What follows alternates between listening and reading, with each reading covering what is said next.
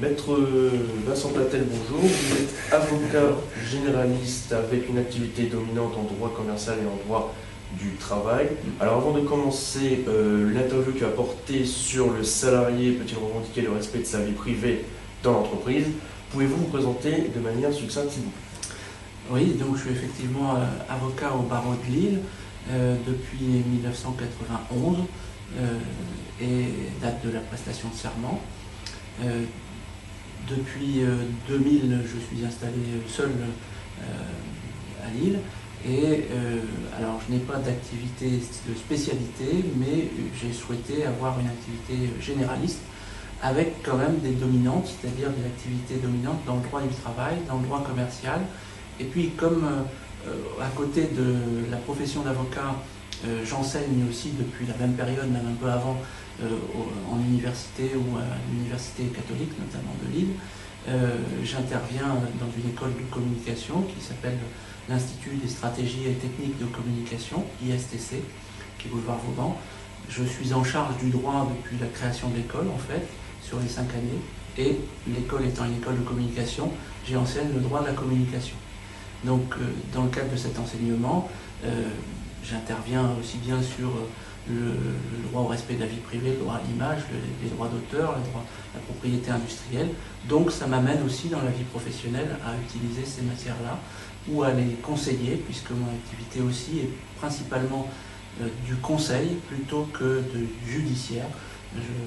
J'organise mon intervention principalement dans une intervention avant le judiciaire, et s'il faut aller au judiciaire, nous y allons sans difficulté, puisqu'on a préparé le dossier par avance. D'accord. Donc avant d'entrer dans le vif du sujet, je vais vous poser quelques petites questions concernant votre profession. Alors d'abord, petite question un peu simple, quelles sont les responsabilités de votre profession? Eh bien, c'est vrai qu'à la différence peut-être d'autres professions, l'avocat est responsable de ses actes, c'est-à-dire qu'il s'engage sur ce qu'il dit, sur ce qu'il fait, et il s'y engage aussi bien oralement que par contrat, s'il y a une convention, mais il est à la base mandaté par son client pour agir en son nom et pour son compte, ou à ses côtés. Donc on dit qu'il assiste son client s'il est à ses côtés, il le représente s'il agit en son nom et pour son compte, et il assure sa défense. Ce qui fait que ce qu'il dit, ce qu'il fait, l'engage lui, à titre professionnel, à la différence peut-être d'autres professions dans lesquelles on vous donne des conseils, mais qui n'engagent que ceux qui les écoutent, comme disent certains. Nous sommes engagés par ce que nous disons, ce qui est une garantie pour les clients qui viennent nous voir, une garantie qui se double d'une deuxième autre garantie qui est importante et qui n'existe pas dans d'autres professions systématiques, qui est le secret, en fait. Le secret professionnel, qui est aussi la garantie ou la contrepartie de cette responsabilité, quelque part. Alors, quel est votre parcours professionnel pour arriver jusqu'à avocat généraliste? Alors, c'est vrai que quand j'en discute avec d'autres confrères, il y a ceux qui ont cette vocation de longue date, ceux qui en ont hérité parfois parce qu'ils ont vu leurs parents ou la famille dans la profession, ceux qui ont eu cette inspiration par leur relation. Moi, je n'avais aucun de tout ça. Personne dans ma famille n'est dans le droit, personne n'est avocat. Et donc, au fil des années d'études de droit, puisque après un bac économique, je me suis orienté vers l'université où j'ai fait 4 ans de droit, donc une maîtrise de droit. Après la maîtrise, j'ai souhaité, moi, me diversifier et ne pas faire que du droit. Donc j'ai commencé et obtenu un DESS auprès de l'Institut d'administration des entreprises, à l'IAE. À la suite de ce DESS, j'ai pratiqué en entreprise parce qu'il fallait faire un stage, mais aussi cette entreprise m'a embauché quelques mois. Elle n'a pu m'embaucher que quelques mois parce qu'à l'époque, il fallait faire son service national. Donc j'ai fait mon service national et je l'ai fait dans la communication, parce qu'on pouvait aussi être officier en communication, ce que j'ai fait. Et au retour de l'école de formation, au niveau de Saint-Cyr, mon affectation était sur Lille. Alors, étant sur Lille, j'ai essayé de suivre des cours en même temps qu'étant à l'armée. Je n'ai pas pu la première année. Par contre, dans le cours de l'année, je me suis réinscrit à l'université. Et là, puisque j'avais entre guillemets, perdu un an à ne pas pouvoir m'inscrire à l'université, mais pas perdu un an puisque je m'étais volontairement impliqué dans le service national. Je me suis inscrit dans 2 DEA, donc 2 diplômes d'études approfondies au niveau de l'université de Lille 2. Un diplôme de droit de la défense et de sécurité européenne, un peu en rapport avec les relations militaires d'ailleurs, et puis un DEA de droit international économique et européen, que j'ai passé en même temps, que j'ai lu en même temps, avec une difficulté, c'est que comme il faut présenter 2 mémoires, je n'en avais fait qu'un, donc j'ai passé le deuxième en présenter le mémoire l'année suivante.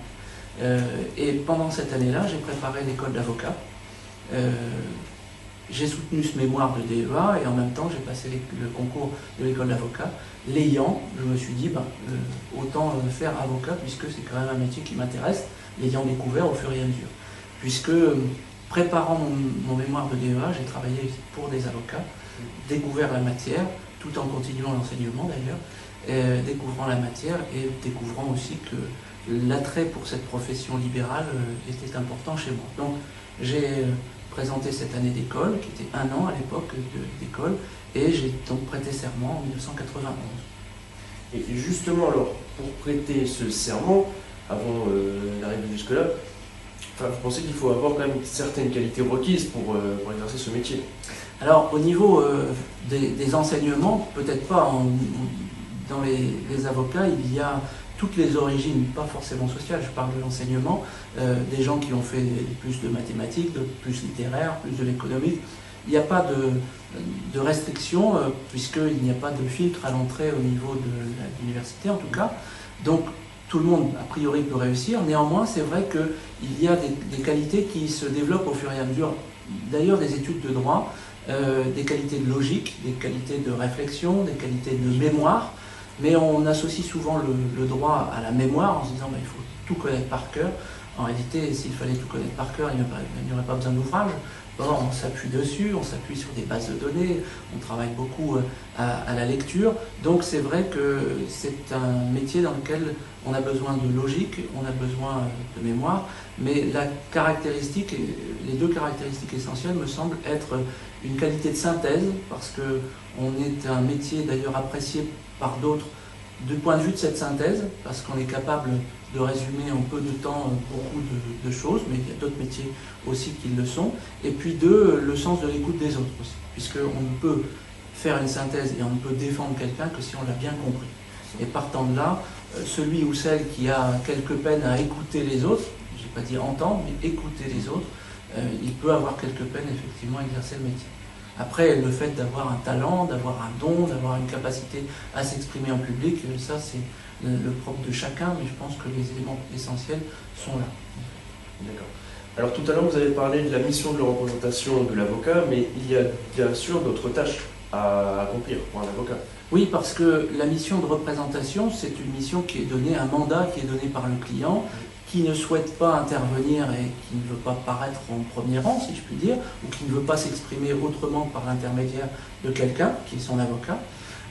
Dans ce cas-là, effectivement, le client mandate son avocat pour qu'il le représente, mais l'avocat est aussi celui qui va, pour pouvoir représenter son client, travailler sur les questions que le client lui pose, les litiges dans lesquels il est engagé, les contentieux vers lesquels il s'oriente. Quand je dis contentieux, c'est parfois judiciaire, donc ça veut dire des capacités aussi de réflexion et de recherche. Et puis aussi, l'avocat accomplit des démarches pour son client. Le client qui n'a pas les connaissances ou qui n'a pas le souhait d'accomplir certaines démarches, des démarches de dépôt d'actes, des démarches de rédaction d'actes, des rédactions de contrats ou d'explication de contrats, eh bien, il passe par son avocat. En réalité, la particularité de l'avocat, c'est qu'il peut représenter son client devant toute instance possible, devant toute juridiction possible, que ce soit en France ou à l'étranger, et donc être réellement le représentant de cette personne en toutes circonstances. Donc c'est un métier qui facilite, en tout cas qui permet ceci, plus que d'autres, j'allais dire d'ailleurs, puisqu'il y a ce mandat qui est donné à l'avocat et cette confiance qui réside entre les deux. D'accord. Donc vous avez parlé de dossier, et concrètement, combien faut-il de temps pour préparer un bon dossier? Alors, déjà, la notion de bon est reste appréciable, enfin c'est le jugement de chacun. Il n'y a pas de bon ou de mauvais dossier, il y a des dossiers dans lesquels il y a les éléments pour se défendre, d'autres où il y a moins d'éléments, et d'autres où il n'y en a pas du tout. Donc le rôle de l'avocat, c'est de conseiller son client justement pour lui dire il y a matière ou il vaut mieux trouver d'autres solutions, ou au contraire il n'y a pas de solution. Alors combien de temps pour un dossier? Eh bien un dossier, ça peut commencer par simplement un conseil d'orientation, et là il y en a tous les jours à la maison de l'avocat, des consultations gratuites qui sont présentées par des avocats en mairie, en maison de justice et du droit, la possibilité pour n'importe qui de venir demander une orientation pour son dossier.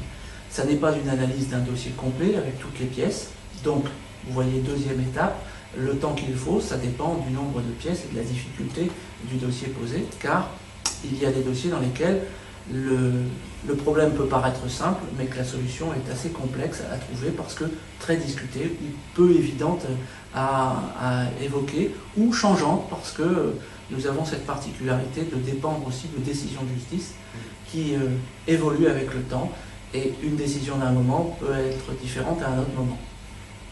Donc le métier d'avocat est-il selon vous une activité en plein essor? Alors le plein essor, j'allais dire, c'est une activité effectivement qui se développe, et on voit que le nombre des avocats a fortement augmenté, aussi bien dans le Nord-Pas-de-Calais qu'en France. On a depuis 10 ans une augmentation de 35 à 40% du nombre d'avocats, ce qui fait que le barreau de Lille devient un des barreaux les plus importants de France, en tout cas dans les 5 premiers, qu'il est le premier dans le Nord-Pas-de-Calais en nombre d'avocats. Nous sommes 1016 sur Lille, en tout cas au barreau de Lille, alors que dans les différents barreaux du Nord-Pas-de-Calais, le nombre est un peu moins important. L'essor est important parce qu'il y a beaucoup de jeunes qui sont intéressés par ce métier, et puis peut-être parce qu'on en parle davantage, parce que l'on voit l'avocat dans des circonstances autres que quand il a sa robe, parce qu'on ne le voit pas toujours associé à la justice, et que je pense que cet essor-là est important pour que l'on constate que, en fait, 80% du travail de l'avocat se fait en cabinet, en conseil, et que le reste, c'est le judiciaire, l'extérieur. Maintenant, tous ne sont pas comme ça, il y a des avocats qui font beaucoup de judiciaire, et donc là c'est l'inverse, mais c'est vrai que la grande majorité des avocats ne sont pas toujours au palais, et donc pas toujours dans cette image que l'on a de cet avocat. Mais c'est peut-être ça qui fait cet engouement pour la profession. Alors vous avez parlé du nombre d'avocats inscrits au barreau de Lille. Sur Paris, ils sont combien? À peu près 25 000 sur le barreau de Paris. Ça veut dire que c'est le premier barreau de France. On est à peu près 55 000 en France d'avocats. Donc vous voyez que un peu moins de la moitié sont sur Paris. Les autres sont les barreaux que les Parisiens qualifient de province. Bon, pour autant, nous sommes tous de la même profession, avec des barreaux importants, comme celui de Marseille, celui de Lyon, ou celui de Lille, ou Bordeaux, qui sont des barreaux assez importants, mais jamais aussi importants en nombre que celui de Paris. Alors vous, avec l'expérience, et après un peu de recul sur votre profession, que diriez-vous des aspects, enfin, je vais dire, selon vous, quels sont les aspects positifs et négatifs de ce métier? Les aspects négatifs sont liés aux aspects positifs. La particularité du métier d'avocat, c'est que c'est une profession libérale. Une profession libérale, libérale ça vient de liberté, donc ça veut dire qu'on est le seul maître à bord de ce vaisseau qui est un cabinet d'un seul avocat ou d'un vaisseau de plusieurs dizaines d'avocats. Et chaque avocat est indépendant dans ce vaisseau, ce qui fait que l'avantage et l'inconvénient de ceci, c'est que la ceinture de sécurité ou la bouée de sauvetage n'existe que si l'avocat se crée cette ceinture ou se crée cette bouée de sauvetage. Et en fait, son cabinet repose sur ses épaules. Donc, la qualité de son travail, son état de santé, la qualité de ses dossiers vont faire qu'il y a des éléments positifs ou négatifs. Et puis, il faut aussi se rendre compte que la concurrence, le nombre d'avocats existants, voire les autres professions qui sont tentées d'intervenir dans le secteur du droit, font qu'il y a des aspects négatifs aussi. Donc, aspect positif, c'est aspect négatif aussi. Quand on est en bonne santé, tout va bien. Quand on est en mauvaise santé, ça va moins bien. Quand on est libre de faire ce que l'on veut, on court aussi le risque d'assumer cette liberté, c'est-à-dire à certains moments d'assumer aussi cette liberté de parole, parce que quand on est libre, on ne peut pas plaire non plus à tout le monde, et donc de ce fait, on n'a pas forcément cette facilité de communication que d'autres ont, ou facilité d'insertion, j'allais dire, peut-être dans un monde qui est présenté différemment, peut-être conflictuel. Alors maintenant, nous allons passer au thème principal. C'est aussi un sujet d'actualité. C'est celui, le salarié peut-il revendiquer le respect de sa vie privée dans l'entreprise? Actuellement, il y a beaucoup de salariés qui ont un peu de mal à revendiquer justement leur vie privée au sein de l'entreprise. Ah oui, parce que la question qui se pose, c'est que souvent on associe le travail en entreprise à un travail pour quelqu'un, et à partir du moment où on travaille pour quelqu'un, eh bien on est sous son autorité. Donc il y a lien de subordination, et partant de ce lien de subordination, le salarié se dit quand je rentre dans l'entreprise, j'abandonne ma vie privée, je la laisse à l'extérieur et je la retrouverai à la fin de la journée. Ça, c'est une conception qui existait peut-être pendant de nombreuses années, mais qui a évolué depuis au moins 10 ou 20 ans, parce que le salarié, fort de sa liberté dans l'entreprise, sa liberté d'expression d'abord, sa liberté de circulation dans l'entreprise, et puis sa liberté de communication, parce que les ordinateurs communiquent avec l'extérieur de l'entreprise, les téléphones portables communiquent avec l'extérieur de l'entreprise, et puis il y a des personnes de l'extérieur de l'entreprise qui viennent dans l'entreprise et qui communiquent avec les salariés. Donc le salarié s'est reconnu, et la jurisprudence le lui a reconnu aussi, le droit à une vie privée dans l'entreprise, c'est-à-dire un coin d'intimité, alors même qu'il est dans l'exercice de sa profession. Mais ce que je veux dire, c'est qu'un salarié ne peut pas refuser un travail le week-end si son employeur lui demande, par exemple par portable ou justement par mail. Alors ici, on est dans la limite de la subordination, justement. C'est que le salarié, s'il est salarié, c'est parce qu'il a signé un contrat, c'est qu'il s'est engagé, et il s'est engagé à deux choses: fournir sa force de travail, sous un angle professionnel, il ne faut pas oublier que c'est un professionnel, et deux, accepter l'autorité de son employeur. Or, l'employeur peut être tenté de dépasser le cadre du contrat, le cadre géographique du contrat, en se disant le salarié est dans l'entreprise, parce que le salarié peut être joint à tout moment, si l'employeur a son numéro de téléphone, bien sûr, et il va l'avoir.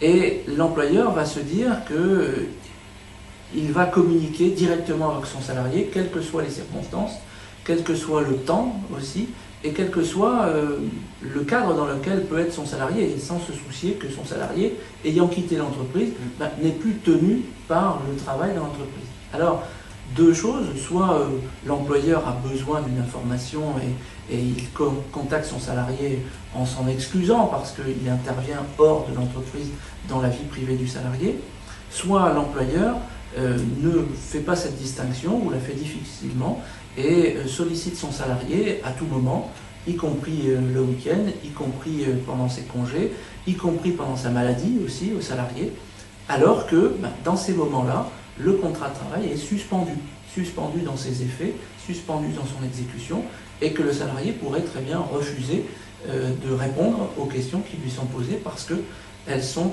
l'exécution d'un travail, peut-être 30 secondes, peut-être 15 minutes, peut-être quelques heures, mais l'exécution d'un travail. Donc c'est vrai que le salarié pourrait refuser, sauf que nous savons bien aussi que s'il refuse, la perception qu'aura l'employeur de son lien d'autorité va être affectée. Donc c'est vrai qu'il y a une difficulté morale en fait, une relation morale, et on voit qu'il n'y a pas que du droit et de la loi là-dedans, il y a une relation de conscience entre le salarié et l'employeur devant se rendre compte qu'il y a des moments où le travail doit s'arrêter, parce que le droit du travail est aussi basé là-dessus. Il y a le travail et il y a le repos. Et le repos est la condition du travail, et le travail est la condition du repos aussi. Si le salarié a des congés payés, c'est pour qu'il se repose, et il se repose pour pouvoir travailler. Donc, si l'employeur oublie cela, eh bien, il peut, lui, dans son organisation, penser qu'il a 24 heures par jour son salarié à disposition. Ça n'est pas ça, et il faut que le salarié, poliment, diplomatiquement, mais parfois en conflit, lui explique que ce n'est pas possible. D'accord. Alors, une dernière question maintenant qui concerne l'IUT. Donc, l'IUT forme un grand nombre de juristes d'entreprise. Doivent-ils craindre le projet visant à créer un statut de l'avocat en entreprise? Alors, l'IUT forme des juristes d'entreprise, il ne forme pas des avocats en entreprise, ni des avocats tout court. Cette formation est assurée par les centres de formation professionnelle des avocats, et puis conditionne un diplôme. Pour autant, former des juristes, ça ne veut pas dire des personnes qui remplacent les avocats. Chaque métier a ses compétences, ses exigences, et j'imagine pas que l'avocat remplace le juriste d'entreprise ou que le juriste d'entreprise remplace l'avocat, parce que l'un a besoin de l'autre et l'autre de l'autre, de l'un. Donc l'avocat a cette particularité qui est liée à sa profession d'assister, représenter, défendre. Le conseil juridique, cette appellation qui n'existe plus puisqu'elle a été fusionnée avec l'avocat en 1991, le juriste d'entreprise, lui, n'a pas cette vocation de défendre. Il peut représenter éventuellement son employeur, il peut assister son employeur, mais il va avoir une limite liée au monopole de l'avocat dans certaines circonstances. Par ailleurs, il ne faut pas oublier une chose, c'est que ce débat entre le juriste d'entreprise, le statut de juriste d'entreprise qui existe, et l'avocat en entreprise repose sur une difficulté majeure qui est celle du lien de subordination entre le salarié et son employeur. Le juriste d'entreprise pratique le droit pour l'entreprise, pour son employeur, un seul employeur. L'avocat, lui, lorsqu'il est en libéral, représente, assiste, défend plusieurs clients. Maintenant, il ne faut pas qu'il y ait de conflit d'intérêts entre différents clients, donc c'est à lui de le choisir. Mais s'il rentre dans une seule entreprise et est l'avocat d'une seule entreprise, eh bien, il va devoir se régler la question du lien de subordination entre cet avocat qui prête serment d'être indépendant et ce salarié qui s'engage dans un contrat à être subordonné à quelqu'un qui va lui donner des ordres. Alors, ce problème d'indépendance, ce problème de liberté est un problème essentiel. Il a déjà plus ou moins été réglé en créant le statut d'avocat salarié, mais la seule différence, c'est que l'avocat salarié travaille dans un cabinet d'avocats avec d'autres avocats qui sont ses employeurs et donc qui ont une déontologie commune, que si le salarié avocat travaille dans une entreprise, son employeur n'aura pas la déontologie qui s'impose aux avocats. D'accord. Alors, Maître Besson-Petel, je vous remercie de nous avoir reçus pour cette interview. Et je vous en remercie de m'avoir reçu également.